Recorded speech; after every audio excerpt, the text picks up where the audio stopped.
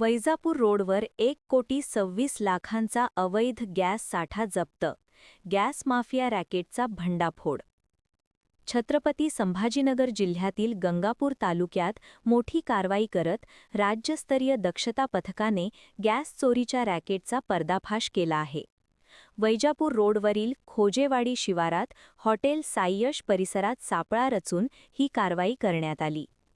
मिळालेल्या गुप्त माहितीनुसार HP कंपनीच्या LPG टँकरचे सील तोडून अवैधपणे गॅस चोरी सुरू असल्याची माहिती पथकाला मिळाली होती.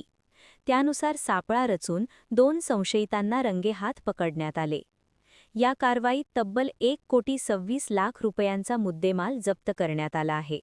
या 2 मोठे LPG टँकर तसेच विविध क्षमतेचे एकूण 26 गॅस सिलेंडर जप्त करण्यात आले आहेत. जप्त करण्यात आलेल्या गॅसचा एकूण साठा सुमारे 35,220 किलो इतका आहे. या प्रकरणामुळे परिसरात मोठी खळबळ उडाली असून गॅस माफियांच्या मोठ्या रॅकेटचा उलगडा झाल्याची शक्यता व्यक्त केली जात आहे.